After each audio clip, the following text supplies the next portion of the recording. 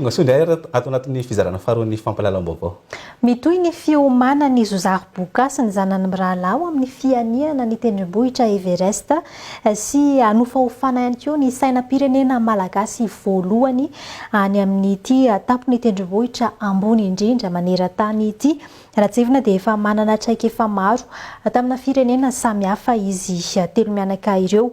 No mafisin'izy ireo hatrany fa tsy hoe traika efa mahafinaritra ifampizarana ao anatina fianakaviana fotsiny ihany izay fianiana ny tendrombohitry Everest izay fa indrindra hitondrana avo ny sainam-pirenena malagasy sy Madagasikara eo amin'ny sehatra iraisam-pirenena eo amin'ny tontolon'ny alpinisme. Dia horantsika ny fanazavana mahakasika izay. Mitohy sy mihamafy hatrany ny fiomanany Zozary Boka sy ireo zanany Mirala, Raïs sy Raj Alexandra Boka ho amin'ny fianiana ny tendron'ny tendrombohitra Everest izay tendro avo indrindra maneran-tany mirefy 7,7 sy 7,000 metatra faingoena amin'ny 20 any amin'ny roa tendrombohitry Himalaya. Hatramin'ny fiandohan'ity taona 2024 ity izy ireo no efa manaraka fandaharam-potoana entitra amin'ny fanazarantena ho amin'ny fiomanana isedran'ireo fepetra mafy tsy maintsy hatrehana ny tendrombohitra.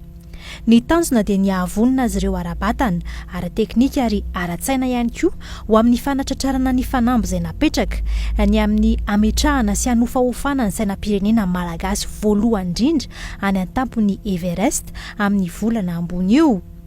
Raha iverenana dia efa manana traika efa maro tamin'ny alpinisme na ny fianiana tendrombohitra tamina firenena sy tendro avo maro maneran-tany sy toerana manan-tantara maro ihany koa i Zozary Boka sy ireo zanany Mirala.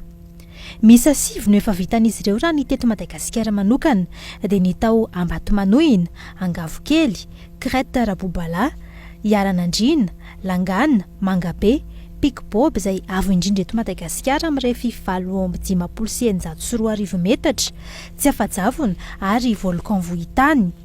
Teo amin'ny sehatra iraisam-pirenena kosa dia efa nianian'izy ireo ny tendron'ny Kilimanjaro tany Tanzania izay mirefy 5,7 metatra.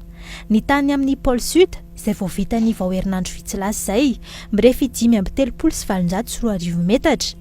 Ny tany amin'ny tendrombohitra avo indrindra miisa 2 tany Peroa, miisa 3 tany Nepal, anisan'ireo ny Everest izay efa nahatongavan'izy ireo tany amin'ny 709 metatra, izany hoe 7,9 metatra monja tsy hatongavana tany amin'ny tendrony.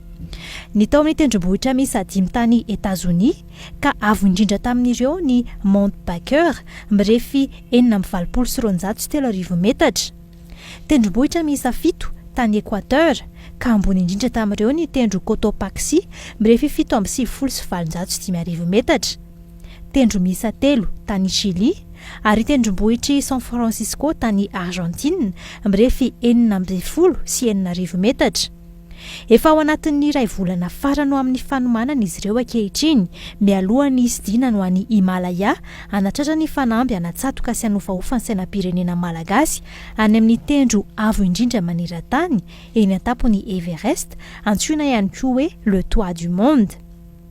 Tsy mijanona ho traika efa mahafinaritra ifampizarana ho ana fianakaviana fotsiny ny fianiana ny Everest fa indrindra fampisongadinana ny Madagasikara eo amin'ny sehatra iraisam-pirenena eo amin'ny alpinisme ary ihany koa fandrisihana ny tanora malagasy atoky sy anatratra ny nofinofiny sy anao mihoatra lavitra n'izay heverina ho vitany hoy ny fanazavan'izy ireo.